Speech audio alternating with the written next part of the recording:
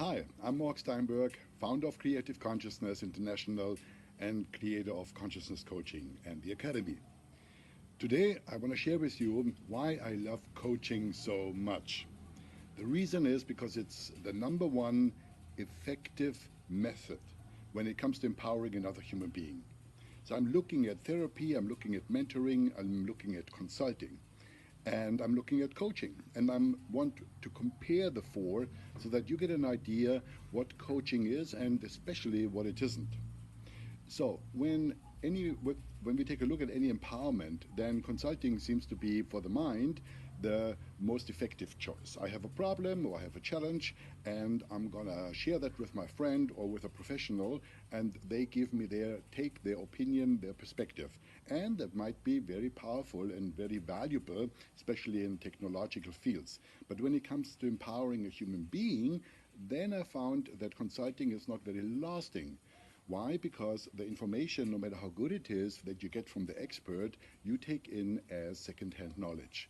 It's not something you discovered for yourself. And like when you have a wooden splinter in your hand, the body rejects it over time because it's regarded as a foreign object. Such is second-hand knowledge.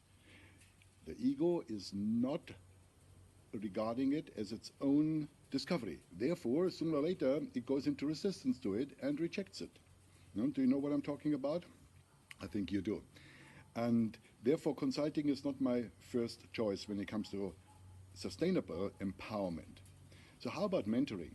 Well, mentoring is great because it is some information that has been integrated and practiced and became real by the person who is your mentor.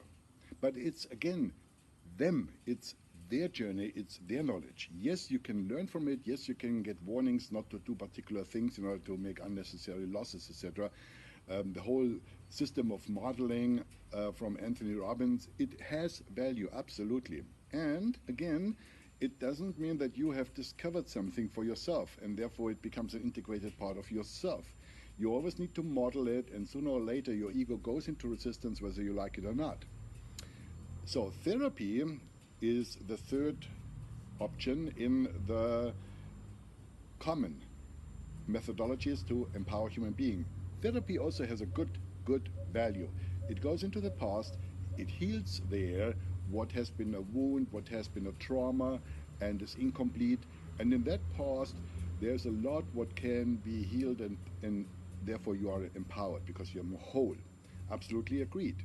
And it does not take you in the future. It does not ask you what is it you really want, what is it you are inspired to create, what is it you are internally regarding as your greatest gift, your most authentic self-expression, your legacy to this planet. What would make you get up in the morning, early in the morning, and be inspired about starting your day? What would make you want to live like you have never lived before? You know, these kind of pulls into our potential. That's when coaching comes in. Coaching comes from the future. It asks you, okay, is it you want to create? I keep it very simple for the moment. Next question, what's in the way? And then coaching is an interaction that is conducted by asking questions. The coach listens to you. He's fully present. So in that presence already, you feel that somebody is totally attending to you, and that empowers you already. So in the presence of the coach, you already are on a subconscious level being empowered and therefore coming up with better stuff than normally when you just think for yourself. However, the coach does much more. He listens not only, he's waiting for the moment to ask a question, to ask the right question, to ask not a yes-no question, an open question as we call it in coaching.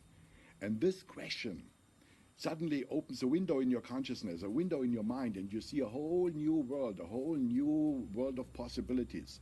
And that's your own discovery. The question itself is just a trigger, but what you see is your own discovery. And with that discovery, your ego suddenly says, that's what I discovered, that's ours. Therefore, it becomes sustainable, it becomes integrated, it becomes powerful. And a good coach can do that. A good coach knows what to listen for, when to listen, how to listen, and then to ask the right question at the right time. And suddenly you're in a different space, you're in a different level. So that's why I love coaching so much. There are many more reasons. If you're interested, just watch one of the other videos around coaching and check out the website. And thank you for listening. See you next week.